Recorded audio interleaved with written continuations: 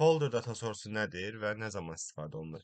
Əgər bizim bir neçə Excel və ya CSV fayllarımız varsa və bunları Power BI-yə import etməyimiz tək-tək çox vaxtımızı alırsa, bu zaman folder data source-dan istifadə edə bilərik. Deməli, bir qovluq yaradırıq və içərisinə həmin CSV və ya Excel fayllarını atırıq. Daha sonra sadəcə həmin qovluğu Power BI-yə import etməyimiz, içərisindəki bütün faylları import etməyimiz deməkdir. Bu isə get data hissəsində yerləşir və bu data source-dur, folder. İndi nümunə kimi göstərim.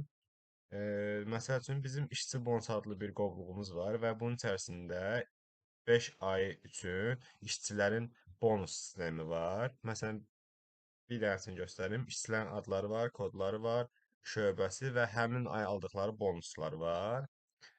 Və bütün Excel faylların strukturu eynidir. İndi isə biz bunu Power BI-yə import edək. Folder data source-unu seçirik. Daha sonra kompüterimizdə harda yerləşir, onu seçirik. Qovluğu seçirik. Daha sonra irəliləyirik.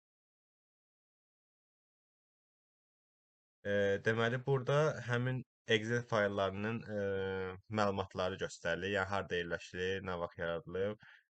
Burada load və transform data bizə tanışdır. Sadəcə burada yeni olan Combine-dir. Combine-a klik edirik və burada Transform Data Load. Combine sadəcə birləşdirir bu Excel fayllarını. Biz isə Transform Data-ya basaq ki, Power Query pəncərəsi açılsın və orada baxaq dataya. Load-u bassaydıq, birbaşa Power BI açılacaqdı. Yəni baxa bilməyəcəkdik, Power Query açılmayacaqdı. Burada sheet-imizi seçirik. Yəni bir dənə Excel faylının içərisində nümunə kimi görünür data.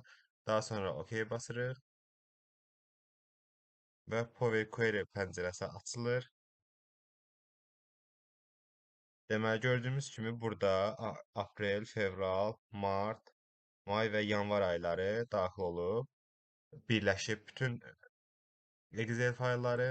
İndi isə biz başqa bir nümunə çəkək. Məsələn, deyək ki, bizim iyun ayının hesabatı da artıq mövcuddur və biz bunu sadəcə işçi bonusu qovluğun içərisinə atsaq, daha sonra gəlib Power BI-də burada refresh etsək, həmin iyun ayında bura daxil olacaq.